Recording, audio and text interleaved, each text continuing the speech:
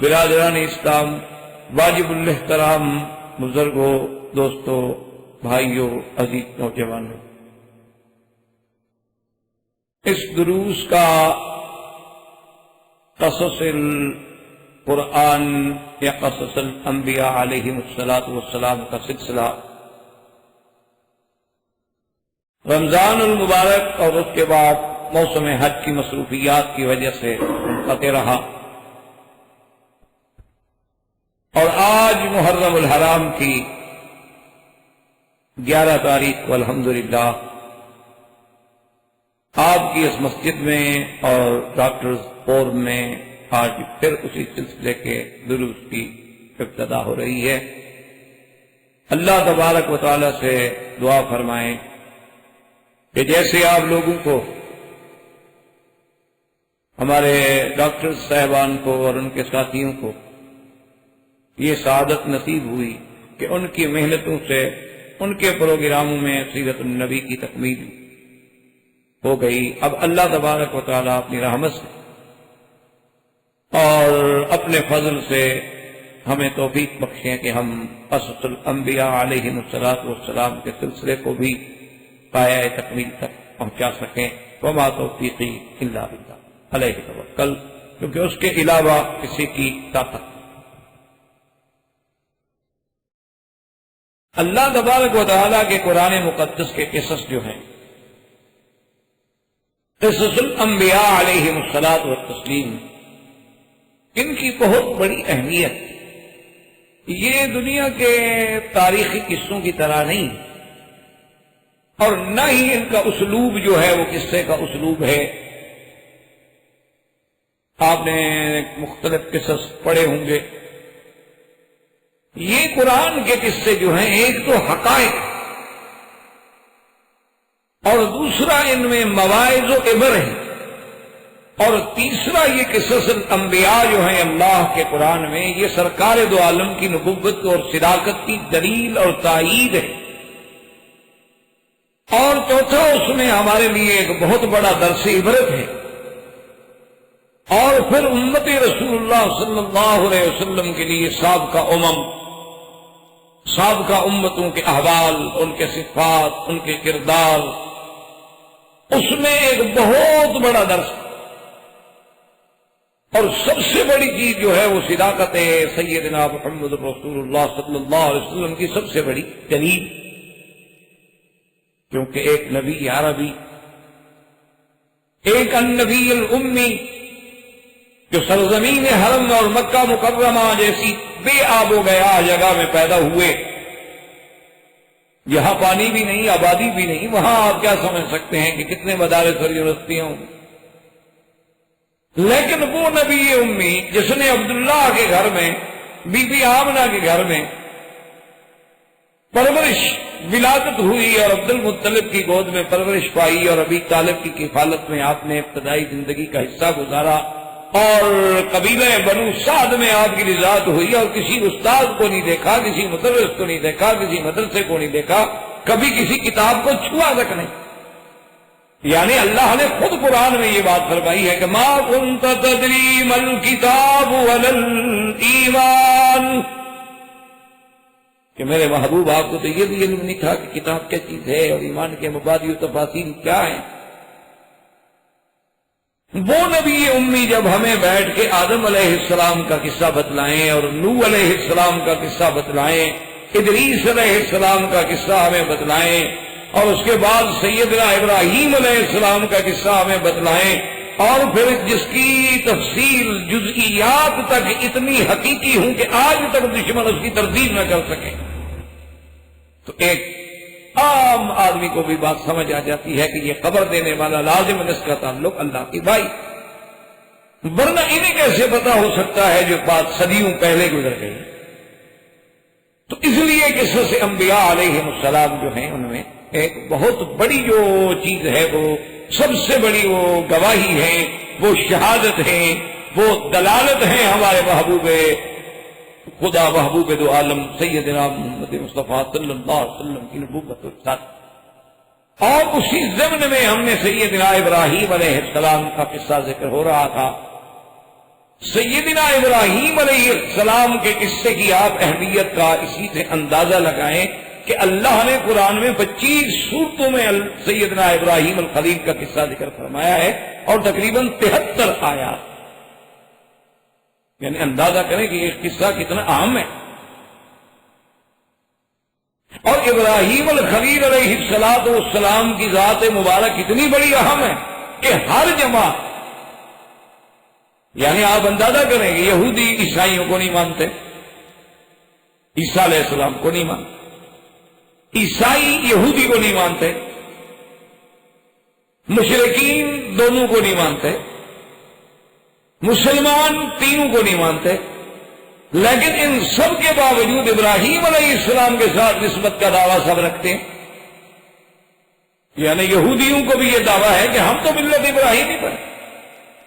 ہمارا دین دین ابراہیمی ہے. اسی طرح عیسائیت کو بھی یہ دعویٰ ہے کہ ہمارا دین دین ابراہیمی ہے. مسیحی بھی یہی کہتے ہیں، نصرانی بھی یہی کہتے ہیں. اور لطف کی بات تو یہ ہے کہ مشرکین مکہ، ان کا بھی یہ دعویٰ ہے کہ ہم تو بالکل خالص ملت ابراہیم پہ ہیں، بلکہ ہم تو ابراہیم علیہ السلام کے کعبے کے مجاور ہیں. اور مسلمانوں کا تو ویسے ایک سچا دعویٰ ہے کہ ہم ملت ابراہیم پہ ہیں. تو یعنی اسی سے آپ اندازہ لگائیں کہ اللہ تبارک و تعالیٰ نے ابراہیم علیہ السلام کو کتنی بڑی عظمت بخشی تھی کہ ہر جماعت ایک دوسرے کی نفی کر رہی ہے لیکن اپنے آپ کو ابراہیم علیہ السلام کے ساتھ جوڑنا چاہتی. اسی لیے قرآن پاک نے اس بارے میں بھی باقاعدہ وضاحت فرمائی اور یہود و نصارہ کی بھی ترتیب فرمائی کہ ما کان ابراہیم یہودیا ولا نصرانیا ولکن کان حنیفا مسلما وما کان من المشرکین ان اولی الناس بابراہیم الذین اتبعوہ ھذا النبی والذین. اللہ نے فرمایا کہ ابراہیم علیہ السلام قطعاً یہودیت پہ نہیں، ابراہیم علیہ السلام قطعاً نصرانیت پہ نہیں، ابراہیم علیہ السلام قطعاً مشرکین سے نہیں، بلکہ اگر سچ پوچھتے ہو تو ابراہیم علیہ السلام کا پیروکار اور ملت ابراہیمی پہ چلنے والا اگر کوئی ہے تو محمد مصطفیٰ صلی اللہ علیہ وسلم اس کے ساتھ ایمان لانے والے. لیکن اسی سے آپ اندازہ لگائیں مقام ابراہیم الخلیل علیہ السلام کا کہ ہر جماعت، ہر آدمی، ہر ملت اپنے آپ کو اسی ملت سے جوڑ رہی. تو اس لیے بھی حضرت ابراہیم علیہ السلام کی عظمت اور ابراہیم علیہ السلام کے واقعے کی اہمیت جو ہے وہ اور بڑھ جائے. اور اسی طرح آپ اندازہ فرمائیں کہ اللہ تبارک و تعالی نے جس گھر کو، جس کعبہ کو قبلہ بنا دیا، مرجع خلائق بنا دیا، اور ساری کائنات کا مسلمان وہ مشرق میں ہے، مغرب میں ہے، شمال میں ہے، جنوب میں ہے، خلا میں ہے، وہ بر میں ہے، بحر میں ہے، کسی بھی جگہ ہے، لیکن اپنے نماز کی توجہ کدھر کرے گا؟ قبلے کی طرف. اور مسلمان آپ اندازہ فرما لیں کہ دنیا کے کسی کونے میں ہو، چاہے وہ فرض پڑھ رہا ہو، وہ واجب ادا کر رہا ہو، وہ سنت پڑھ رہا ہو، وہ تہجد پڑھ رہا ہو، وہ اشراق پڑھ رہا ہو، وہ مطلقاً نوافل پڑھ رہا ہو، ہر نماز میں جہاں سرکار دو جہاں پہ صلاۃ و سلام بھیجیں گے وہاں سیدنا ابراہیم کا بھی ذکر آئے کہ اللہم صل علی محمد وعلی آل محمد کما صلیت علی ابراہیم وعلی آل ابراہیم فی العالمین انک حمید مجید. تو سیدنا ابراہیم علیہ السلام کا بھی ذکر. اور اسی طرح آپ یہاں رہتے ہیں الحمدللہ، آپ کو سرزمین حرم میں اللہ نے رہنے کی سعادت بخشی. آپ جانتے ہیں کہ حج جو ہے وہ عظیم فریضہ. آپ یہ بھی جانتے ہیں کہ حج جو ہے وہ وحدت اسلامیہ کا ایک عظیم مظہر کہ ساری کائنات سے لوگ کھنچے ہوئے آ رہے ہیں ایک مقام. یہ کیا تھا؟ یہ مساوات اسلام تھی، یہ وحدت اسلامیت، یہ اجتماعیت اسلامیت، اور یہ پورے عالم کے لیے اسلام کا درس تھا کہ دیکھ لو ہمارے پاس کوئی گورے کالے کا مسئلہ نہیں، ہمارے پاس کوئی ہندی سندھی تورانی ایرانی نہیں، ہمارے پاس کوئی حسب نسب عربی اجمی نہیں، بلکہ ہم سب ایک احرام میں لبیک کہتے ہوئے ایک کعبے میں اور ایک مقام عرفات میں کھڑے، اور ایک ہی امام کے پیچھے ہم نمازیں ادا کر رہے ہیں۔ اس سے بڑا روح پرور منظر آج تک دنیا کے مذاہب نہیں پیش کر سکتے کہ 20 لاکھ آدمی ایک امام کے پیچھے کھڑا ہو اور اس کے ایک کاشن پہ کھڑا ہوتا ہے، رکوع کرتا ہے، سجود کرتا ہے، نماز کی ابتدا کرتا ہے اور نماز سے نکل جاتا ہے۔ اتنا بڑا ڈسپلن، اتنی بڑی تنظیم، اتنی بڑی وحدت، اتنی بڑی انسانیت، اتنی بڑی مساوات تو عالم کا کوئی بڑے سے بڑا مائی کا لال بھی پیش نہیں کرتا۔ اور اس وحدت کا، اس کائنات کے مرکز اصلی کا، اس مقام ہدایت کا، اس ہدی للعالمین کا بانی کون ہے؟ سیدنا ابراہیم۔ یعنی آپ کسی سے اندازہ، اور بلکہ اسی پہ انتہا نہیں، سرکار دو عالم تاجدار حرم سیدنا محمد رسول اللہ صلی اللہ علیہ وسلم نے فرمایا کہ جب مجھے معراج کی رات میں نے 7ویں آسمان پہ ایک گھر دیکھا، اور اس کے ساتھ میں نے ایک ایسا خوبصورت آدمی بیٹھا ہوا دیکھا جس کی سفید داڑھی تھی اور داڑھی مبارک میں سینے تک پری ہوئی تھی، اور آپ نے فرمایا کہ اس کی شکل کا یوں اندازہ لگا لو کہ میرے ساتھ ملتی تھی۔ تو میں نے جب جبریل علیہ السلام سے پوچھا کہ یہ کون سا گھر ہے، تو انہوں نے کہا کہ یہ بیت المعمور ہے، یہ آسمانوں میں اللہ کا کعبہ ہے، جیسے زمین میں کعبہ ہے یہ آسمانوں میں کعبہ ہے۔ تو میں نے کہا یہ کون بزرگ ہے؟ انہوں نے کہا ابو کا ابراہیم، یہ آپ کے ابا حضرت ابراہیم علیہ السلام ہے، آپ آگے بڑھیں اور اپنے ابے کو سلام۔ تو سرکار دو عالم فرماتے ہیں کہ میں نے آ کے سلام کیا تو انہوں نے فرمایا کہ مرحبا بالابن الصالح والنبی الصالح، کہ میں اپنے بیٹے کو مرحبا کہتا ہوں۔ اور اس وقت بھی وہ کعبۃ اللہ سے ٹیک لگا کے بیٹھے ہیں، تو جس پر محدثین و مفسرین نے فرمایا کہ اللہ نے جیسے زمین پر اپنے کعبے کا معمار ابراہیم خلیل کو بنایا ہے، اسی طرح آسمان کے کعبے کے ساتھ بھی ابراہیم الخلیل کو بٹھایا۔ تو یہ ساری سعادت جو ہے، یہ عظمت جو ہے، وہ سیدنا ابراہیم الخلیل علیہ السلام کو۔ اسی لیے کبھی کبھی میں اپنے دروس میں، تقریروں میں، اپنے مختلف ملکوں کے محاضرات میں بھی کہا کرتا ہوں کہ یہ میرے اللہ کی بے نیازی ہے اور اس کی شان ہے، تو نوازنے پہ آئے تو نواز لے زمانہ، تو جو کریم ٹھہرا تیرے کرم کا کیا ٹھکانہ، کہ جب آپ نے اس سرزمین کو عظمت دینی تھی تو یہاں خلیل اللہ کا ڈیرا لگوا دیا، اور اگر آپ نے مدینہ منورہ کو عظمتوں سے ہمکنار کرنا تھا تو وہاں حبیب اللہ کو بٹھا دیا۔ ساری عظمت یا خلیل اللہ کے گھرانے کو آئی یا حبیب اللہ کے گھرانے کو آئی، اور ان دونوں کا تعلق پھر کس سے ہے کہ حبیب اللہ جو ہیں وہ بھی تو اولاد خلیل اللہ علیہ الصلوۃ والتسلیم۔ تو سیدنا ابراہیم علیہ السلام کی عظمت کا اندازہ آپ لگائیں کہ اگر آپ کی کعبے پہ نظر پڑے پھر بھی ابراہیم یاد آئے، آپ نماز شروع کریں پھر بھی ابراہیم یاد آئیں، آپ صفا مروا دوڑیں تو زوجہ ابراہیم یاد آئے، آپ 2 رکعت طواف کی پڑھیں مقام ابراہیم یاد آئے، آپ زمزم پینے جائیں تو ابن ابراہیم یاد آئے، آپ کنکریاں مارنے جائیں تو حضرت ابراہیم یاد آئیں، آپ قربانی کریں تو حضرت ابراہیم یاد آئیں، یعنی قدم قدم پہ جدھر نظر ڈالو ادھر ابراہیم کا ذکر علیہ الصلوۃ والتسلیم۔ اللہ نے آپ کو اتنی بڑی عظمت، اتنی بڑی شان، اور اسی لیے آپ کے صفات بھی عظیم۔ اللہ نے آپ کو ایسا کریم بنایا اور ایسی شان بخشی کہ آدم علیہ السلام جیسے ابو البشر، کہ تمام کائنات کی ابتدا حضرت آدم سے، حضرت آدم علیہ السلام کے بعد جیسے ان کو لقب ملا ابو البشر کا، اسی طرح آپ دیکھیں کہ میرے محبوب مدنی صلی اللہ علیہ وسلم کو لقب ملا خاتم الانبیاء اور امام الانبیاء کا، تو سیدنا ابراہیم علیہ السلام کو لقب ملا ابو الانبیاء، یعنی ابراہیم الخلیل اتنے بڑے عظمت والے ہیں کہ اللہ نے آپ کی ذریت میں، آپ کی نسل میں، آپ کے خاندان میں نبوت رکھی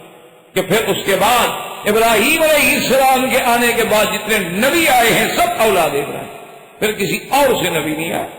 یعنی آپ دیکھ لیں کہ سیدنا ابراہیم کی اولاد میں حضرت اسحاق،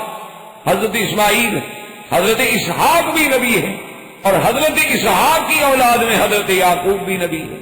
حضرت یعقوب کی اولاد میں یوسف بھی نبی ہے، پھر جتنے نبی ہیں سب ذریت ابراہیم، اور حضرت اسماعیل حضرت ابراہیم کی اولاد ہیں، اور حضرت اسماعیل کی اولاد میں خاتم الانبیاء محمد الرسول اللہ صلی اللہ علیہ وعلا آلہ واصحابہ وسلم تسلیما کثیرا کثیرا۔ یعنی اندازہ فرمائیں کہ یہ عظمت جو ہے وہ بھی سیدنا ابراہیم الخلیل علیہ السلام۔ اور اسی طرح صحابہ نے رضوان اللہ علیہ اجمعین نے جب سرکار دو عالم صلی اللہ علیہ وسلم سے پوچھا کہ یا رسول اللہ صلی اللہ علیہ وسلم، یہ حج میں ہم قربانی کرتے ہیں یا اپنے اپنے ملکوں میں ہم عید اضحیٰ کے موقع پر اضحیہ کرتے ہیں، قربانی کرتے ہیں، یہ قربانی کیا چیز ہے آخر؟ یہ جانور کو ذبح کرنے کی کیا ضرورت ہے آخر؟ اس کی وجہ کیا ہے؟ تو سیدنا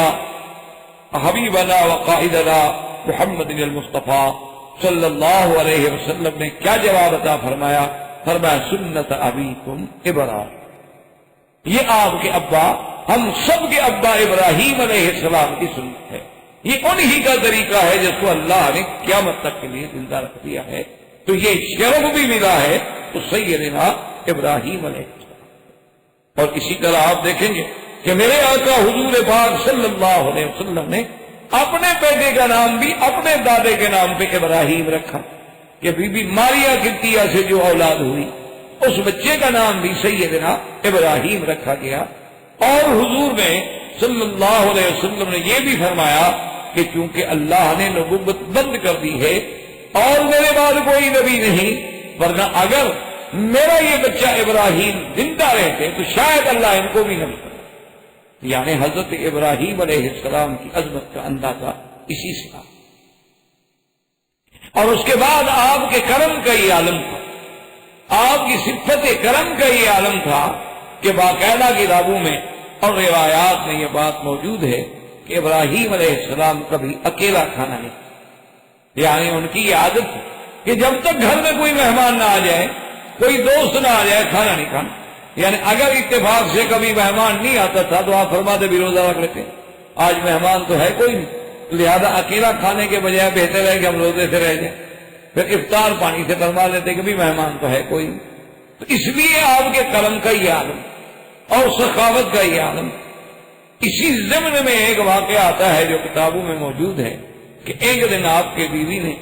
آپ سے عرض کیا کہ حضرت مہمانوں کے لیے تو آپ اتنا قربانی فرماتے ہیں، لیکن اتفاق کی بات یہ ہے کہ گھر میں کچھ نہیں، گھر میں کوئی چیز نہیں ہے، تو آپ مہربانی فرما کے کچھ نہ کچھ گھر کے لیے لے آئیں۔ تو آپ نے سواری دی اور بوریاں اٹھائیں اور بوریاں اٹھا کے چل پڑے، اور وہ دور تھا کافر بادشاہ کا۔ اب کافر بادشاہ نے ابراہیم علیہ السلام کو کیا آٹا دینا تھا یا گندم دینی تھی، تو حضرت ابراہیم علیہ السلام کھا لی۔ وہاں گئے، انہوں نے انکار کر دیا کہ جی ہم سب کو بیچیں گے لیکن آپ کو نہیں بیچیں۔ تو سیدنا ابراہیم علیہ السلام نے سوچا دل میں کہ اگر میں یہ خالی بوریاں لے کے گھر گیا تو لازمی بات ہے کہ میری بیوی پر بڑا اثر ہوگا۔ تو انہوں نے راستے میں ایک کثیب احمر، کتابوں میں آتا ہے کہ ایک سرخ ریت کا ٹیلا تھا، وہاں آپ نے اپنی اونٹنی بٹھائی اور اس بوری میں ریت رکھ کے ریت بھر کے اور باقاعدہ بوریاں اس پہ رکھ کے اور جناب اس کو صاف کر کے لے آئے اور ایک جگہ اتار کے رکھ دی۔ بیوی نے دیکھا ماشاءاللہ خوش ہوگی کہ 2 بوریاں آٹے کی، ماشاءاللہ آپ ابراہیم علیہ السلام اتنا بڑا آٹا لے کے آ گیا کہ 2 بوریاں بھری ہوئی ہیں۔ تو ابراہیم علیہ السلام نے فرمایا کہ اچھا میں تو سونے جا رہا ہوں، میں سوتا ہوں، آپ جا کے سو گئے۔ جب نیند سے اٹھے تو دیکھا کہ بیوی کھانا پکا کے روٹیاں لگا کے گرم گرم تیار کر کے بیٹھی ہوئی ہے۔ تو آپ نے فرمایا میں نہیں نہا تھا، یہ روٹیاں کہاں سے آ گئی؟ انہوں نے کہا بات یہ تبھی انت یا ابراہیم، ابراہیم جو تم لائے ہو اسی آٹے سے تو بنائی ہے۔ تو آپ نے فرمایا ہاں ھذا رزق رزقهم اللہ، اچھا یہ رزق اللہ نے تمہیں دیا ہے، میں تو نہیں لایا، بہرحال اللہ تبارک و تعالیٰ نے تمہارے لیے رزق کا انتظام کر دیا ہے۔ تو یہ بھی صفت جو تھی سیدنا ابراہیم علیہ السلام کی تھی کہ جن کا کرم اور جن کی ضیافت اپنے دور میں ضرب المثل تھی، اور اللہ نے بھی جن کے قصے کو قرآن میں ذکر کیا کہ حل اتاک حدیث ضیف ابراہیم المکرمین، کیا ہے میرے محبوب صلی اللہ علیہ وسلم، کیا آپ کو پتا ہے کہ ہمارے ابراہیم کے پاس وہ عزت والے، وہ حرمت والے، وہ کرامت والے جو مہمان آئے تھے؟ تو پھر ابراہیم علیہ السلام نے کیسی مہمانی کی کہ مہمان آئے تو فوراً جناب بغیر کسی بتائے ہوئے بڑے خفیہ طریقے سے مہمانوں سے سلام بات کی، اور فوراً جا کے بچڑا ذبح کیا اور بھونا اور بیوی کو ساتھ لیا اور برتنوں میں رکھا، اٹھا کے فقربہ الیہم، ماں کے آگے رکھ دیا کہ جناب آئیے کھائیں۔ اب اللہ کے فرشتے حیران بیٹھے ہوئے کیا کھائیں ہیں، فرشتے تو کھانے سے پاک ہیں۔ ابراہیم علیہ السلام کے دل میں خوف ہو گیا کہ گھر میں آنے کے بعد اگر آدمی کھانا نہ کھائے تو وہ تو دشمن ہے، ورنہ یہ تو ہو نہیں سکتا کہ دوست ہو اور کھانا نہ کھائے۔ تو آپ جب خائف ہونے لگے تو انہوں نے کہا کہ لا تخف، ابراہیم علیہ السلام ڈرو نہیں، اب تو اللہ کے فرشتے ہیں، فرشتے تو کھایا نہیں کرتے ہم کیا۔ تو ابراہیم علیہ السلام کی یہ عظمت کہ یہ مہمانوں سے پوچھنے کی آپ نے حاجت ہی نہیں سمجھی کہ جی آپ کھانا کھائیں گے، ہم کھانے کا اہتمام کریں۔ اسی لیے علماء نے یہ سنت ابراہیم نکالا ہے کہ گھر میں آنے والے سے آپ کبھی نہ پوچھیں کہ آپ نے کھانا ہے، آپ نے پینا ہے، آپ کیا پسند فرمائیں گے، آپ کیا، کیوں اللہ نے دیا ہے چپ کر کے وہاں حاضر پیش کرتے ہیں، وہ تناول فرما دے الحمدللہ، اور تناول نہ فرمائے رکھ لیں بچے کھا لیں گے، اللہ تبارک و تعالیٰ اس نعمت کے کھانے والے کو بھی بھیج دیں گے۔ تو یہ آداب سنت ابراہیم کے خلاف ہیں کہ پہلے آدمی پوچھے، اور شریف آدمی پھر بات بھی کرتے ہوئے استحیا کرتا ہے کہ دیکھو ایک تو میں رات کو لے کے آیا ہوں، اب ان کو میں کہوں گا سن کہ میں نے کھانا بھی نہیں کھایا تو آدمی کو کچھ تو لحاظ ہوتا ہے۔ اس لیے حکم ہے کہ آپ کوئی بات نہیں کریں، نہ ان سے پوچھیں آپ کے گھر میں ٹھنڈا ہے، آپ کے گھر میں گرم ہے، آپ کے گھر میں جو چیز موجود ہے اللہ کی نعمت جو تھوڑی بہت پڑی ہے وہ اٹھا کے سادگی سے پیش کر دیں، وہ تناول فرما لیں تاکہ سنت ابراہیم علیہ السلام جو ہے وہ پوری۔ اور اسی طرح یاد رکھیں کہ سیدنا ابراہیم علیہ السلام جو ہیں، ان کے والد جو ہیں، جیسا کہ آپ پہلے بھی تھوڑا سا سن چکے ہیں، لیکن چونکہ ہمارے درس میں ایک بہت بڑا فاصلہ ہے، تو اس لیے جب تک اس پورے قصے کا استحضار ہمارے ذہن میں نہیں ہوگا تو ہم صحیح معنوں میں پھر اس قصہ ابراہیم علیہ السلام سے استفادہ نہیں حاصل کرتے۔ تو ابراہیم علیہ السلام کے والد جو اس کے بارے میں اختلاف ہے، بعض علماء کہتے ہیں کہ ان کا نام طارق ہے، اور بعض علماء کہتے ہیں کہ ان کا نام آزر، لیکن اللہ کے قرآن میں جب ہم نظر ڈالتے ہیں تو ہر جگہ اللہ کے قرآن نے آزر کا ذکر کیا ہے، طارق کا ذکر نہیں کیا۔ وَإِذْ قَالَ إِبْرَاهِيمُ لِأَبِيهِ آزَرَ أَتَتَّخِذُ أَصْنَامًا، اسی طرح ہر جگہ آزر آزر آزر، اور اسی طرح اس حدیث بخاری میں جس کے اندر قیامت کے منظر کا ذکر کیا گیا ہے وہاں بھی ذکر آزر۔ تو اس لیے بہرحال جس نام کو اللہ کے قرآن نے ترجیح دی ہو تو ہمیں کوئی حق بھی نہیں پہنچتا کہ ہم بلا وجہ صاحب کا کتابوں کی طرف لوٹیں جب اللہ کہتا ہے آزر۔ اور بعض علماء کرام نے اس کو یوں جمع کیا ہے، انہوں نے کہا اصل بات یہ ہے کہ ابراہیم علیہ السلام کے باپ کا نام تو طارق تھا، اور یہ پھر سام ابن نوح کی اولاد تھے، لیکن وہ جس بت کی پوجا کرتے تھے اس بت کا نام تھا آزر، تو اس لقب کی وجہ سے آپ کا لقب آزر ہو گیا، تو لوگ اصل نام بھول، جیسے کہ سیدنا ابی ہریرہ، اسی طرح جیسے ام سلمہ، اسی طرح اور بہت سارے صحابی ہیں جن کو کنیت سے پہچانا جاتا ہے۔ سیدنا ابی بکر کوئی بندہ نام بھی نہیں جانتا، کوئی پوچھ لے کہ بڑے سے بڑا کہہ دے گا صدیق، صدیق لقب ہے، ابی بکر کنیت ہے، آپ کا نام تو عبداللہ ہے لیکن آپ معروف ہو گئے ابی بکر کے نام سے۔ اسی طرح حضرت عمر کو ابی حفص، اسی طرح حضرت علی رضی اللہ تعالیٰ عنہ کو ابی الحسن، اور بعد میں ابی تراب۔ اس لیے بعض نام ایسے ہوتے ہیں جو کنیت اتنی معروف ہو جاتی ہے، لقب اتنا معروف ہو جاتا ہے کہ لوگ نام بھول جاتے ہیں، یعنی لوگ اصل نام جو ہے وہ بھول جاتے ہیں، پھر اسی کنیت سے اس کو یاد کرتے ہیں۔ اس لیے بعض علماء یہ کہتے ہیں کہ ابراہیم علیہ السلام کے والد کا نام تو طارق تھا، لیکن جس عبادت کرتے تھے صنم کی، اس صنم کا نام چونکہ آزر تھا تو اس کی عبادت کی وجہ سے آپ کو لوگوں نے آزر کہنا۔ اور اسی طرح یہ باتیں ہمیں کتب سابقہ سے ملتی ہیں کہ ابراہیم علیہ السلام کی پیدائش جو ہے وہ ارض بابل میں ہے، شمالی عراق میں آپ پیدا ہوئے۔ اور اسی طرح یہ بات ہمیں ملتی ہے کتب سابقہ سے بھی اور اللہ کے قرآن کی روشنی میں بھی کہ ابراہیم علیہ السلام کو دو قوموں سے واسطہ پڑا، ایک قوم بابل میں ہے اور ایک قوم حران میں ہے۔ حران کا علاقہ ہے جہاں سے آپ نے پھر شادی کی، بی بی سارا جو تھی ان کا تعلق حران تھا۔ تو یہ دو علاقے تھے، ایک بابل کا علاقہ شمالی عراق میں اور ایک علاقہ تھا حران دمشق اور شام کے رستے میں۔ ان دونوں قوموں سے ابراہیم علیہ السلام کا واسطہ پڑا ہے، اور اتفاق کی بات یہ ہے کہ یہ دونوں قومیں جو تھیں،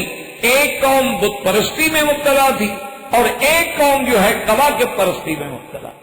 یعنی حران کے لوگ جو ہیں وہ ستاروں کو پوجا کرتے تھے، کواکب سبا کو پوجا کرتے تھے، وہ تمام دنیا کے نظام کو چلانے والا ستاروں کو مانتے تھے کہ یہ سیارات، یہ ستارے جو ہیں اب سب نظام عالم انہی کے ہاتھ میں ہے۔ یہ ناس، سعد، اوقات، فتح، نصرت، کامیابی، ناکامی، سب کا تعلق جو ہے ستاروں کے ساتھ ہے، اور وہ ستاروں کے پجاری تھے۔ اور یہ علم نجوم اور کواکب پرستی جو ہے یعنی اس دور سے چلی آ رہی ہے، سیدنا ابراہیم علیہ السلام کے دور میں، پھر سرکار دو عالم کے دور میں بھی یہ بات تھی، اور اسی طرح صحابہ کے دور میں بھی یہ بات تھی، اور اسی طرح آج تک بھی، یعنی کافروں کو آپ چھوڑ دیں، آج تک بھی مسلمانوں میں بھی ایسی کئی جماعتیں موجود ہیں کہ جو منجمین کے ساتھ، جو علم فلکیات کے ماہرین کے ساتھ جا کے تعلق جوڑتے ہیں اور کہتے ہیں جی میرا ستارہ دیکھ کر بتائیں کہ میرے حالات کیا ہوئے، اور وہ باقاعدہ ذائقہ بنائے گا، آپ کی پیدائش کی تاریخ پوچھے گا،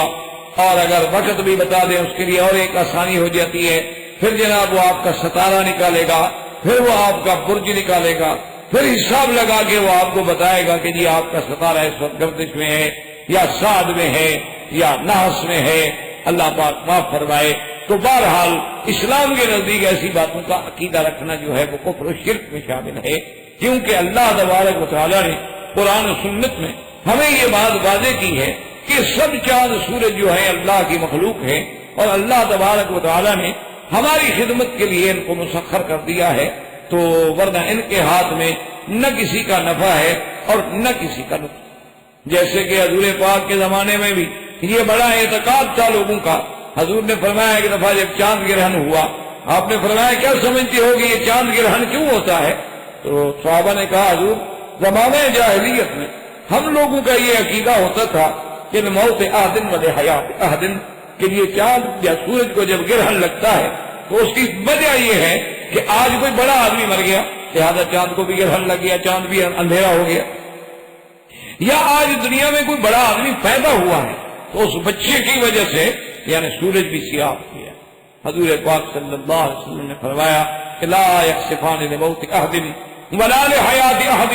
انہما آیاتان من آیات اللہ یخوف اللہ بہما عبادہ۔ اللہ کے بندے کسی کی موت و حیات کے لیے نہ ڈوبتے ہیں، نہ سیاہ ہوتے ہیں، نہ گرہن لگتی ہے، یہ تو اللہ کی نشانیاں ہیں، اللہ اپنے بندوں کو ڈرانے کے لیے دکھاتے ہیں کہ اتنے بڑے قرے نوری جو ہیں اگر ہم ان کو بے نور کر سکتے ہیں تو ایک انسان تو کوئی حیثیت نہیں رکھتا، اس لیے اس کے اندر تحدید ہے۔ لیکن یہ سلسلہ بہت ہی پرانا یعنی سیدنا ابراہیم علیہ السلام کے زمانے میں بھی تھا۔ اور اسی طرح بعض مفسرین نے بھی، بڑے بڑے علماء نے بھی ایک غلطی کی ہے، انسان ہے، انسانوں سے غلطیاں ہوتی ہیں، اللہ تبارک و تعالی ہمیں بھی ہر مسلمان کو بھی معاف فرما دے۔ بڑے بڑے کیوں اصولی بات ہے نا کہ تیرنے والا ہی ڈوبتا ہے، جو آدمی کبھی سمندر میں گھسے ہی نہ تیری نہ اسے کیا ڈوبنا ہے۔ اسی لیے آپ کو پتا ہے نا گاڑی چلانے والے سے گاڑی ٹکرائے گی، جب چلائے گا نہیں تو کیسے ٹکرائے گا۔ اس لیے علماء سے غلطیاں ہوتی ہیں، وہ بھی انسان ہے۔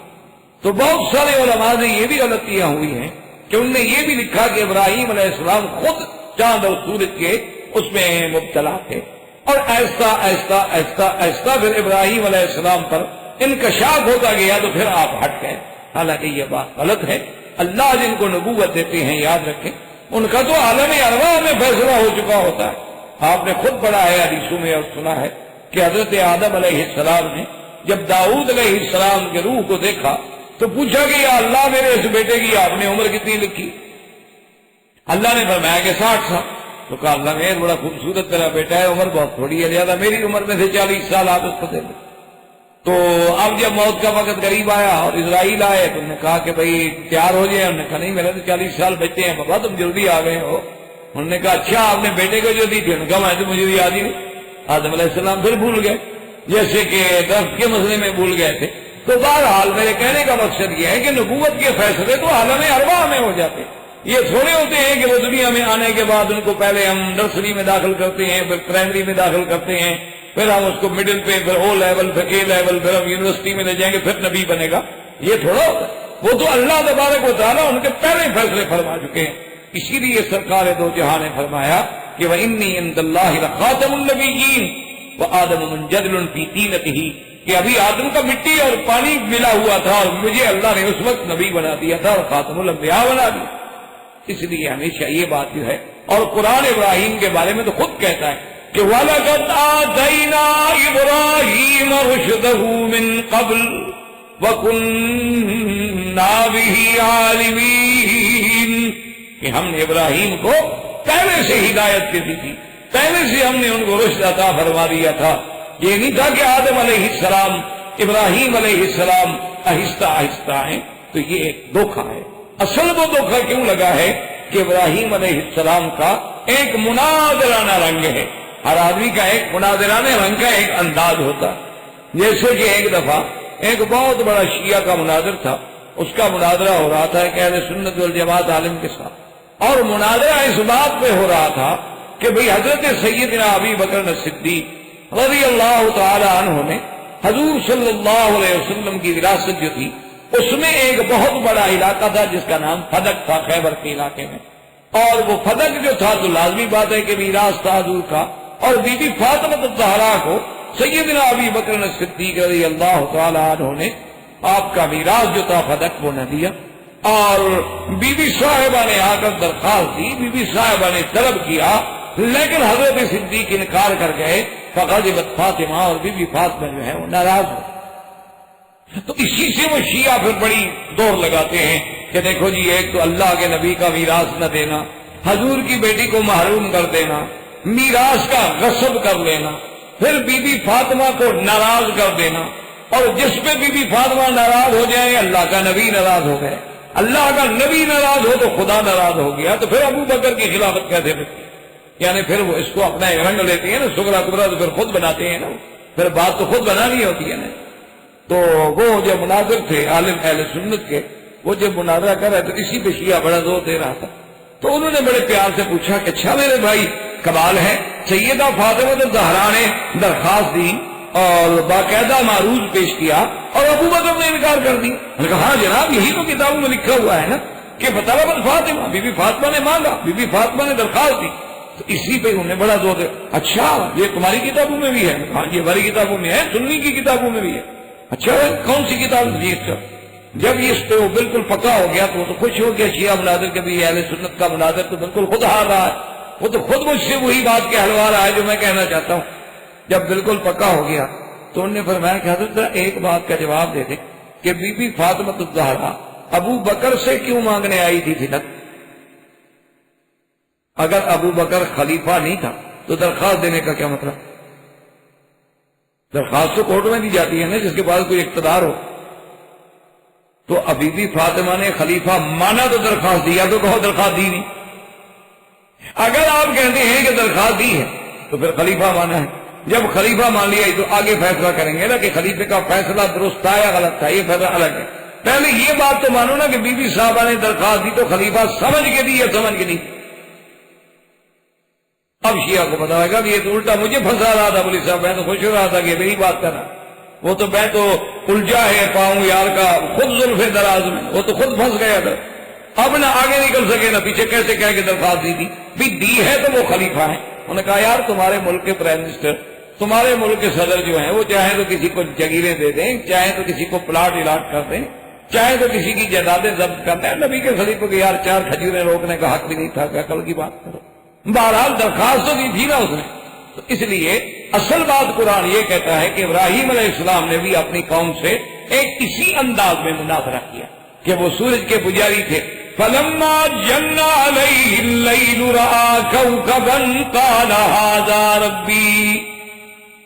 فَلَمَّا أَفَلَ قَالَ لَا أُحِبُّ الْآفِلِينَ، کہ جب رات ہو اور تارے ہیں تو ابراہیم علیہ السلام نے اپنے قوم کو ساتھ بٹھایا اور تارے دکھائے جو سب سے زیادہ چمک والے تارا. اچھا یہ رب ہے؟ انہوں نے کہا ہاں جی سبحان اللہ یہی تو ہے سارا کچھ، اسی کے تو ہاتھ میں ہے سارا کچھ. تھوڑی دیر گزر گئی تو جب رات ڈھلتی گئی تارے چھپتے گئے غائب ہوتے گئے. جب غائب ہونے کا خدا کدھر گیا؟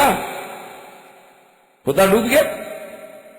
انہوں نے کہا جی ہاں ڈوب تو جاتا ہے. انہوں نے کہا یار ڈوب جاتا ہے تو خدا کیسے ہو سکتا ہے؟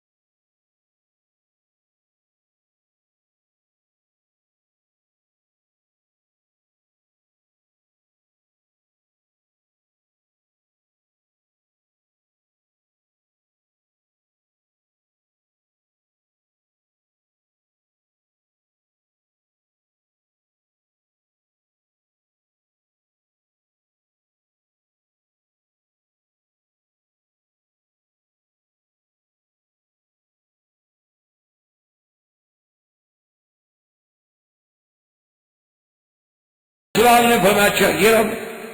نے کہا جی یہ رب ہے، یہ تو بالکل پکا رب ہے، دیکھا ساری دنیا کو روشنی دے رہا. اب جب چھپ گیا فرمایا کہاں گیا وہ رب؟ اگر مجھے میرا رب ہدایت نہ دیتا تو میں بھی تمہاری طرح اس کو رب سمجھتا. فلما رأى الشمس بازغة قال هذا ربي هذا أكبر فلما أفلت قال يا قوم إني بريء مما تشركون. اب جناب جب دن ہوا اور سورج نکلا، سورج پوری آب و تاب کے ساتھ جب نکلا اور آپ نے دیکھا فرمایا اچھا مانا یہ ہے کہ یہ تو پھر سب سے بڑا خدا ہوا نا، تارے سے بھی، زہرا سے بھی، چاند سے بھی. انہوں نے کہا ہاں یہ تو اب جب شام ہونے لگی تو حضرت سورج صاحب بھی ڈوبنے لگ گیا، پیلے ہو گئے، رنگ بگڑ گیا، اب غروب ہو رہا ہے. جب گیا تو انہوں نے فرمایا کہ کیا کہہ رہے ہیں یہ تمہارے خدا؟ انی بریء مما تشرکون، خبردار میں تم سے اور تمہارے شرک سے بری. تو اصل میں ابراہیم علیہ السلام نے اس انداز میں قوم کو سمجھایا تھا. اور یہ قاعدہ ہے علوم نحو میں بھی کہ جیسے ھذا ربی ھذا اکبر، یہاں حمزہ استفہام مقدر ہوتا ہے، اھذا ربی اھذا اکبر، یعنی بطور سوالی اچھا یہ خدا ہے، اچھا یہ خدا، یہ بڑا خدا ہے. تو یہ بطور استفہام ہے. یہ نہیں کہ ابراہیم علیہ السلام پہلے ستاروں کو مانتے تھے، ان کو خدا سمجھتے تھے، پھر اللہ میاں نے سمجھ دی اور پھر آہستہ آہستہ آہستہ آہستہ بت پرستی سے تدریجی طور پر نکلتے آئے. نا اللہ کے پیغمبر جو ہیں، اللہ کے نبی کی تو شان بڑی ہے. میرے مدنی کے تو صحابہ سیدنا صدیق، سیدنا علی رضوان اللہ علیہ اجمعین نے کفر کے زمانے میں بھی کبھی بت کو سجدہ نہیں کیا. تو جب اللہ نے انبیاء کے صحابہ کو معبود رکھا ہے تو اللہ اپنے نبیوں کو کیسے اس میں مبتلا کر سکتے ہیں کہ وہ زندگی کے کچھ حصے میں تو ستاروں کی پوجا کرتے رہیں اور بعد میں ٹھیک ہو جائیں. تو لہذا یاد رکھیں اصل بات یہ تھی کہ قوم حران میں جو تھی ان کا عبادت کا تعلق تھا نجوم سے، اور بابل میں جو تھے ان کا تعلق تھا بت پرستی تھے، وہ صنم پرست. اب ابراہیم علیہ السلام نے ان کو بھی سمجھانے کی کوشش کی، ان کو بھی نصیحت فرمائی، ان کو بھی ہدایت کی. اور بڑا جس کے بارے میں ہم نے قرآن پاک میں ابھی یہ آیت مبارک تلاوت کی ہے کہ اللہ پاک نے خود قرآن میں اس کو ذکر کیا کہ اذ قال لأبيه يا أبت لم تعبد ما لا يسمع ولا يبصر ولا يغني عنك شيئا. کہ ابا جان آپ کیوں ایسی چیزوں کی عبادت کر رہے ہیں جو سنتے نہیں، دیکھتے نہیں، کوئی فائدہ نہیں پہنچاتے؟ وہ کھڑے ہیں پڑے ہیں جو باپو تو بنتے خدا سے بڑے ہیں. یہ اچھی دیوی دیوتا تم نے بنا رکھے ہیں، میرا ابا یہ کیا کر رہے ہیں؟ یا ابت انی قد جاءنی من العلم ما لم یأتک فاتبعنی اہدک صراطا سویا. ابا جان اللہ نے مجھے جو علم نبوت دیا ہے جو تمہارے پاس نہیں ہے، مہربانی کریں آپ میرے ساتھ چلیں آپ میری اتباع کریں، میں آپ کو صراط مستقیم پہ لے جاؤں۔ اگر آپ نے ایسا نہ کیا مجھے ڈر ہے کہ رحمان کا عذاب آپ کو نہ پکڑ لے۔ لیکن آپ کے ابا کو بھی بات سمجھنا۔ غصے میں آ گئے، انہوں نے کہا کہ دیکھو ابراہیم، اگر تم اپنی ان باتوں سے باز نہ آئے نا، لَأَرْجُمَنَّكَ وَأَهْجُرْنِي مَلِيًّا، میں تو تمہیں ماروں گا۔ بعض علماء نے کہا کہ زبانی طور، بعض نے کہا کہ نہیں میں تمہیں پتھروں سے ماروں گا، رجم کروں۔ حضرت ابراہیم علیہ السلام نے کہا قال سلام علیک، اچھا ابا مارو نہیں، میری طرف سے تو تم مطمئن رہو، میں تو تمہیں کوئی تکلیف نہیں پہنچاؤں، لیکن اب آپ کا اور میرا رہنا جو ہے مل کے گزارا نہیں۔ سأستغفر لك ربی انہ کان بی حفیا، میں اپنے پروردگار سے آپ کے لیے بخشش مانگوں گا، مجھے یقین ہے کہ میرا رب جو ہے میرے ساتھ مہربانی کریں گے۔ وَأَعْتَزِلُكُمْ وَمَا تَدْعُونَ مِن دُونِ اللَّهِ وَأَدْعُو رَبِّي عَسَىٰ أَلَّا أَكُونَ بِدُعَاءِ رَبِّي شَقِيًّا، میں تمہیں بھی اور تمہارے ان بتوں کو بھی چھوڑ۔ اور اسی طرح اب دیکھیں گے جب قوم یہ بھی نہ سمجھی، ساری قوم نہ سمجھی، بات نہ سمجھا، تو ایک دن ابراہیم علیہ السلام نے کہا کہ اچھا یہ اس طرح تو نہیں سمجھ، تَاللَّهِ لَأَكِيدَنَّ أَصْنَامَكُمْ، انہوں نے کہا اچھا مجھے بھی اللہ کی قسم ہے میں بھی تمہارے خداؤں کو ٹکروں گا، ابھی تم ایسے نہیں مانتے ہو نا، کیونکہ لاتوں کے بھوت جو ہیں وہ باتوں سے نہیں۔ تو ابراہیم علیہ السلام نے بھی دل میں ایک فیصلہ کر لیا کہ ان کو مسئلہ بھی سمجھانا ہے، اور اب جب یہ بات سے نہیں سمجھتے تو پھر ڈنڈے سے سمجھاؤ، کیا کریں؟ جو آدمی کتاب سے نہ سمجھے اس کا علاج پھر ڈنڈا ہی ہوتا ہے۔ تو حضرت ابراہیم علیہ السلام نے دل میں فیصلہ کر دیا، اور ایک عید ہوتی تھی ان کی، وہ عید مناتے تھے، عید پہ جاتے تھے، باہر نکل کے بڑے میلے چلے رکھتے تھے۔ ابراہیم علیہ السلام کے پاس بھی آ گیا کہ جناب چلیں عید ہے ہماری، تو آپ نے یوں نظر ڈالی، کیونکہ وہ بت پرست بھی تھے، ان میں سورج پرست اور ستارے پرست بھی تھے۔ فَنَظَرَ نَظْرَةً فِي النُّجُومِ فَقَالَ إِنِّي سَقِيمٌ، اس نے جب نظر نے کہا جی میں تو نہیں جا سکتا، میں تو بیمار۔ انہوں نے کہا اچھا تمہاری وردی بھی، ہم تو چاہتے تھے کہ ہمارے ساتھ آپ چلیں، ذرا آپ بھی خوشی میں شریک ہوں، آپ بھی دیکھو نا ساری زندگی یہاں گھر میں بیٹھے رہتے ہو، بس ہم سے لڑتے رہتے ہو، بات کرو گے، ذرا کھلی ہوا ہوگی، پکنک شکنک ہوگی، یہ ہوگا وہ۔ انہوں نے کہا بس دیکھو نا میں بیمار ہوں، بیمار آدمی نے کیا جانا تم سے، وہ چلے۔ اب اللہ کا قرآن خود اس آگے کو بیان فرماتا ہے کہ جب تسلی ہوگی کہ سارے تو عید پہ چلے گئے، فراغ الی آلہتہم، اب خفیہ طریقے سے ابراہیم علیہ السلام ان کے مندر میں، وہ جو بڑا مندر تھا نا، اندر آئے تو دیکھا کہ بڑا عجیب منظر ہے، عظیم مندر ہے، اور دیوی دیوتا بڑے چھوٹے درمیانے، کوئی 4 سر والا، کوئی 2 سر والا، کوئی 4 ٹانگوں والا، کوئی 8 ٹانگوں والا، کوئی 2 ہاتھوں والا، اور جناب آگے مٹھائیاں اور کھانے اور حلوے اور بڑی بڑی عجیب نعمتیں اللہ کی سب لگے ہوئے ہیں، چنے ہوئے ہیں، اور وہ دیوی دیوتا کھڑے۔ ابراہیم علیہ السلام جب آگے ان کا الا تاکلون، کھاتے کیوں نہیں، تمہارے سامنے اتنا بڑا مال جو پڑا ہوا، کھاؤ۔ اب کیا کھائے بھائی، پتھر کیسے کھائے؟ بالکم لا تنطقون، اچھے طرح بولو تو صحیح، بتاؤ صحیح کہ معدہ خراب ہے تمہارا، بدہضمی ہے، کیوں نہیں کھاتے ہو، اتنی بڑی چیزیں رکھی ہوئی ہیں سامنے۔ اب جناب وہ کیا بولے، پتھر کیا بولتا ہے؟ یہ تو آدمی کے اپنے تخیلات ہوتے ہیں نا کہ جی ہاں بھگوان اور بھگوان اور بھگوان اور بھگوان فلان فلان فلان، حقیقت کیا ہے وہ جانتے ہیں کہ وہ پتھر ہے جو ہم نے باہر سے خود اٹھایا رکھ دیا۔ بس اللہ تبارک و تعالیٰ جب ناراض ہوتے ہیں نا عقل مانتے ہیں۔ یہ محرم کے دن ہے نا، آپ ہندوستان میں، پاکستان میں، بنگلہ دیش میں جا کے دیکھیں او کیسے ماتم ہو رہے ہیں، اور کیسے جناب انگاروں پہ چل رہے ہیں، آگ پہ چل کے ماتم کر رہے ہیں، حسین کا بھی ہو رہا ہے، بندہ تک ہے۔ اچھا اس کے علاوہ پھر آپ دیکھیں جناب حسین، حضرت امام حسین کا روزہ اٹھائے، اور پھر کیا ہے جناب گھوڑا نکالا ہوا، یہ کیا ہے جی، یہ کہتے ہیں دلدل شریف،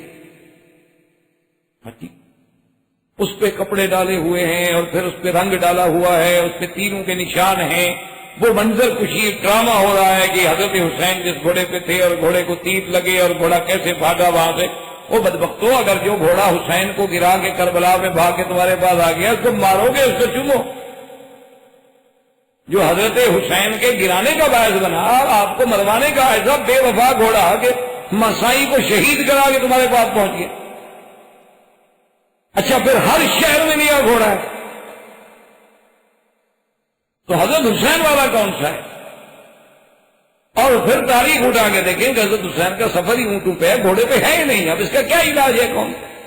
اچھا پھر عورتیں کھڑی ہیں اسی گھوڑے کو، وہ کل تک ٹانگے میں تھا، آج ہاتھ لگا کے چوم رہی ہیں، مانگ رہی ہیں میرا بچہ نہیں ہوتا، گھوڑا صحیح بچہ، اس کا کیا علاج ہے جی آپ بتائیں؟ ہم کہتے ہیں ہندو تو پاگل ہے، چلو اس کو تو چھوڑو، مسلمانوں کا کیا ہے؟ مسلمان کیا کرتا ہے؟ کلمہ پڑھنے والا نبی کا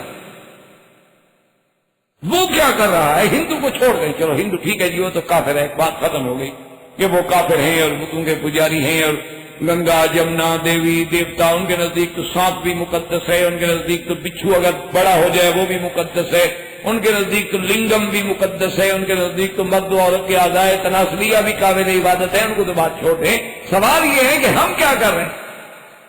ہم کلمہ پڑھنے والی امت کیا کر رہے ہیں؟ اچھا پھر گھوڑے کے نیچے سے باقاعدہ عورتوں کو گزارتے ہیں، جس کو بچہ پیدا نہ ہوتا اس کو نیچے سے گزارو بچہ ہو جائے۔ انا للہ و انا الیہ راجعون۔ تو اس لیے ابراہیم علیہ السلام جب آئے تو انہوں نے فرمایا کہ ما لکم لا تنطقون، کیوں نہیں بولتے ہو؟ اب کیا بولوں بھئی، کیوں نہیں کھاتے ہو کچھ نہیں؟ ابراہیم علیہ السلام نے اٹھایا جناب کلہاڑا، اور اس کے بعد ٹکڑے ٹکڑے، قرآن خود کہتے فَجَعَلَهُمْ جُزَازًا، ٹکڑے ٹکڑے کر الا کبیرا، ان کا جو بڑا تھا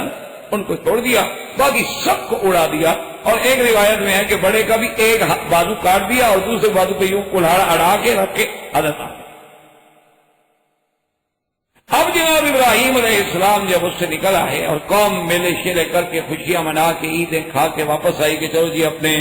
مندروں میں جائیں اور اپنے خداؤں کا جا کے سجدہ کریں، شکر ادا کریں، بھی عید خیریت سے گزر گئی، ہماری خوشی خیریت سے ہو گئی، ہم خیریت کے ساتھ اپنے گھر میں واپس آ گئے۔ اب جناب جب مندر میں گئے آگے جائیں تو خدا ہوا تو یہ حال ہے، کسی کی گردن نہیں، کسی کی آنکھ نہیں، کسی کی ٹانگ نہیں، کسی کی دونوں ٹانگیں نہیں ہیں، ٹوٹے ٹوٹے ہوا پڑا ہے۔ انہوں نے کہا یہ تو غضب ہو گیا۔ اب جناب بیٹھی ہے مخلوق رو رہی ہے، جی خدا ٹوٹ گیا، مخلوق خدا کو رو رہی ہے۔ نہ آپ اس پہ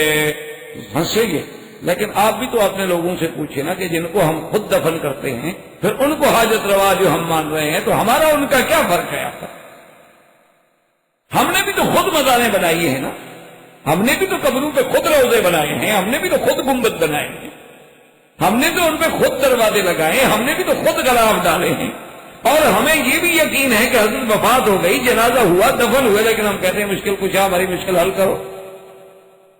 تو ان میں اور ہم میں فرق کیا ہے؟ صرف فرق اتنا ہے کہ وہ بت تھے، وہ بھی بت نہیں تھے، وہ بھی کسی کی تصویریں تھیں، وہ بھی کسی کی تمثیلیں تھیں۔ تو خیر جناب جب دیکھا تو انہوں نے کہا کہ ایسا کیسے ہو سکتا ہے، کون کر سکتا ہے؟ قالوا سمعنا فتى يذكرهم يقال له ابراہیم قالوا فأتوا به على أعين الناس لعلهم يشهدون۔ کہنے لگے معلوم یہ ہوتا ہے کہ وہ نوجوان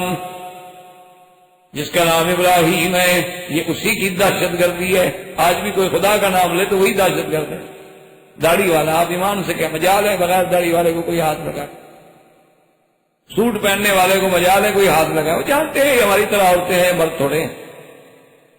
لیکن جس کی داڑھی دیکھیں گے اسی کو مرد سمجھیں گے۔ ہاں یہ کون ہے، کہاں سے آیا ہے، نام کیا اس کا، پاسپورٹ الٹو پلٹو، اندر باہر سے دیکھو اندر کوئی بلا تو نہیں ہے۔ تو اس لیے وہ بھی کہتے ہیں کہ وہ نوجوان جو ابراہیم جس کا نام ہے نا، سنا ہے وہی ہمارے خداؤں کی بارے میں کہتا تھا کہ اسی نے سنا ہے، قسم بھی کھائی تھی کہ میں تمہارے خداؤں کو ٹکروں گا۔ معلوم ہوتا ہے کہ اسی کا کام ایسا کرو، اس کو پکڑ کے لے آؤ، سب لوگوں کے سامنے پوچھتے ہیں تاکہ کوئی گواہی بنے، شہادت بنے، اسے بدلہ لیں۔ اب جناب سارے کے سارے بھاگ رہے ہیں ایک آدمی کو پکڑنے کے لیے، پورا کفر کہتا ہے۔ آپ بھی آج دیکھ لیں کہ جس کے اندر ایمان ہے، جس کے اندر قرآن ہے، جس کے اندر اسلام ہے، پورا کفر کرتا ہے۔ حالانکہ یہ بھی جانتا ہے کہ کیا ہے ان کے پلے میں کچھ نہیں، آپ کو روٹی کی نہیں ہوتی، کھانے کو روٹی نہیں ملتی ان بیچاروں کو، یہ تو خود بیچارے روٹیاں تقسیم کر کے مانگ مانگ کے کھاتے ہیں مسجدوں میں، مدرسوں میں۔ لیکن کہتے ہیں نہیں یہ دین کے مدرسے جو ہیں یہ بڑے خطرناک، یہ سب سے بڑے ہیں۔ انا للہ و انا الیہ راجعون۔ اصل کچھ نہیں، اصل اسلام ڈراتا ہے۔ تو جن لوگوں میں ایمان و اسلام زیادہ ہے اس سے زیادہ ڈر ہے، جن میں کم ہے اس سے کم ڈر ہے، جن میں اور کم ہے اس سے اور کم ڈر ہے، سیدھی سی بات ہے۔ تو ابراہیم علیہ السلام کے پاس ساری قوم اکٹھی ہو کے آگے اکٹھی ہو گئی نا، قالوا من فعل، اس کے بعد کہنے لگے قالوا انت فعلت هذا بآلهتنا یا ابراہیم، کہنے لگے ابراہیم علیہ السلام تم نے کیا ہمارے خداؤں کے ساتھ یہ ایسے؟ اب دیکھیں یہ ہے ایمان کی ساری دنیا مخالف ہے، باپ مخالف ہے، بیٹا گھر والے مخالف ہیں، ماں مخالف ہے، وقت کا بادشاہ مخالف ہے، اکیلا ابراہیم ہے، جوانی کا عالم ہے، اور بعض کتابوں میں آتا ہے آپ کی عمر بھی 16 سال کی، 16 سال کی صرف عمر، یعنی عین شباب ہے۔ تو بڑے آرام سے کہتے قال بل فعله كبيرهم هذا فاسألوهم ان كانوا ينطقون، آپ نے فرمایا ظالمو میں نہیں، ان کے بڑے نے، ان کا جو بڑا ہے نا اسی نے کیا ہے، میری بات نہیں مانتے، پوچھ لو ان سے جا کے۔ اور جن کو چوٹ لگی ہے وہ اتنے پاگل ہیں بتاتے نہیں کیسے ڈنڈا مارا ہے ہمیں، جا کے پوچھو، فسالو، پوچھو۔ فرجعوا الى انفسهم، اب جناب ساری کی ڈال کے غور کرنے لگے یار ہم بھی بڑے بیوقوف ہیں، ان سے پوچھ کے ہی آتے، ہم ابراہیم کو پکڑنے تو دوڑ پڑے لیکن اپنے خداؤں کو تو ہم نے واقعی پوچھا ہی نہیں کہ تمہیں مارا کس نے۔ یہ واقعی ہم سے بڑی غلطی ہوئی، ہم نے ظلم کیا یار، پہلے ہمیں مدعی سے تو پوچھنا چاہیے نا، جو زخمی ہے، مجروح ہے، مار کھا کے پڑا ہوا ہے بیچارہ، FIR تو اسی کے طرف سے کاٹی جائے گی نا، اس سے تو ہم پوچھیں گے تمہیں کس نے مارا۔ نے کہا ہاں یہ بات واقعی ہم نے غلطی، جب چلنے لگے نے کہا بے وقوف پاگل آدمی کدھر جا رہے ہیں، نے کہا پوچھنے جا رہے ہیں کہ تمہیں مارا کس نے، کہا پاگلوں بولتے ہیں، پوچھنے جو جا رہے ہیں وہ بولتے ہیں۔ نے کہا ہاں یہ بات بھی ٹھیک ہے بولتے تھے، یہ بات بھی آپ ٹھیک کہتی ہیں کہ بولتے تھے۔ تو نقاب کیا، انہوں نے کہا ہاں دیکھو یہ ساری ابراہیم علیہ السلام کی چلا، ایک تو ہمارے خداؤں کو مار دیا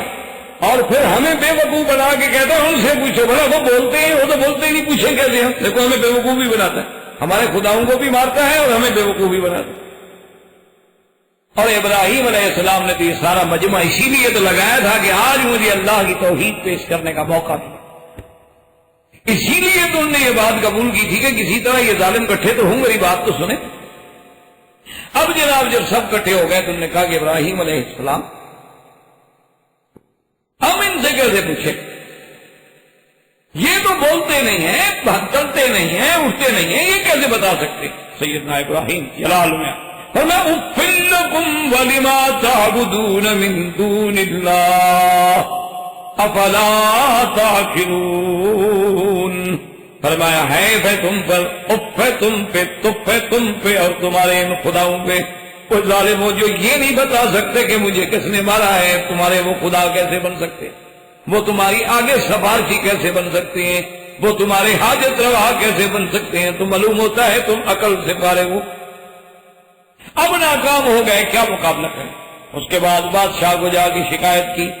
کابینہ بیٹھ گئی، ایسے معاملات میں اللہ والوں کے خلاف پوری کیبنٹ بیٹھی ہے۔ قالوا حرقوه وانصروا آلهتكم ان كنتم فاعلین، کہنے لگے اگر تم کرنا چاہتے ہو تو ایسا کرو، یہ روز روز کا مقابلہ نہیں ہو سکتا، ایک دفعہ ابراہیم علیہ السلام کو آگ لگا کے چکے میں ڈال کے آگ میں ڈال کے جلا ڈالے تاکہ آئندہ کسی کو جرت نہ ہو کہ ہمارے خداؤں کے خلاف اقدام کر سکے۔ تو مفسرین نے لکھا ہے کہ انہوں نے ایک ارض سلبہ میں، خشک بنجر زمین میں، 1 میل ضرب 1 میل یعنی 1 مربع میل کے اندر ایک الاؤ روشن کیا، آگ ڈالی، اور عقیدت کا یہ عالم تھا کہ کسی بچہ کسی کا بیمار ہو تو منت مانتی تھی کہ میرا بچہ ٹھیک ہو جائے، میں 2 اونٹ لکڑی دوں گی ابراہیم کو جلانے کے، یعنی اندازہ کریں اس وقت بھی منتوں کا ہی عالم، جاہلوں کا ہی عالم تھا منتیں ماننا۔ اور اسی لیے سرکار دو عالم صلی اللہ علیہ وسلم نے فرمایا کہ اللہ نے جتنے جانور پیدا کیے، پرندے پیدا کیے، سب نے اس آگ کو بجھانے کی کوشش کی الا البزغۃ، مگر یہ بزغہ جو ہے، یہ کلی جسے آپ کہتے ہیں، یہ کان ینفخ، یہ آگ کو بڑھانے کے لیے پھونکے مارتی تھی کہ آگ بڑھ جائے، اس لیے حضور نے حکم دیا کہ اس کا قتل کرنا جو ہے وہ ضروری ہے، کہ جس کو بھی نظر آئے اس کو مار ڈالو۔ کہ یہ ابراہیم علیہ السلام کے آگ جلانے کے لیے، آپ دیواروں کو دیکھتے ہیں رات کو دن کو چڑھ کے پھرتی ہیں، بڑی بڑی ہوتی ہیں، چھوٹی ہوتی ہیں، تو اس کو عربی میں کہتے ہیں وزغہ، تو اس بدراچہ ویسے بھی یہ بڑی گندی زہریلی بلا چیز ہے، کسی برتن سے گزر جائے، کھانے پہ گزر جائے، کھانے میں گر جائے تو یہ بڑی زہریلی اور نامراد نقصان دہ چیز ہے۔ تو یہ وہ جانور ہے تمام جانوروں سے کہ جس نے سیدنا ابراہیم علیہ السلام کے خلاف آگ کو بھڑکانے کی کوشش کی، باقی سب نے بجھانے کی کوشش۔ تو سیدنا ابراہیم علیہ السلام کو آگ میں ڈالنے کے لیے گیا ہے۔ اب ایک مربع میل میں آگ جل رہی ہو تو قریب کون جائے بھائی؟ قریب جانے کی طاقت کس کو؟ تو اب کیا کریں؟ تو ایک منجنیق بنا کے لے آئے۔ تو یہ سب سے پہلے منجنیق جو ایجاد ہوئی ہے تو زمانے ابراہیم میں ہوئی، اور منجنیق بنانے والے کا نام تھا حیزن۔ اس نے یہ منجنیق بنائی تھی کہ ابراہیم علیہ السلام کو اس میں بٹھا دے، اس کو رسی باندھ دیتے اور رسی کے ساتھ ایسے جھولا جھلائیں گے اور پھر نیچے والی رسیاں جو کھینچیں گے تو الٹ کے ابراہیم علیہ السلام دور سے آگ میں جاتا ہے۔ تو ابراہیم علیہ السلام کو اس منجنیق میں بٹھایا گیا اور آپ کا لباس اتارا گیا، آپ کو بغیر کپڑوں کے۔ اسی لیے سرکار دو جہاں محبوب دو عالم نے فرمایا کہ قیامت والے دن سب سے پہلے اللہ تبارک و تعالی میرے ابا ابراہیم علیہ السلام کو حلہ پہنائیں گے جنت کا۔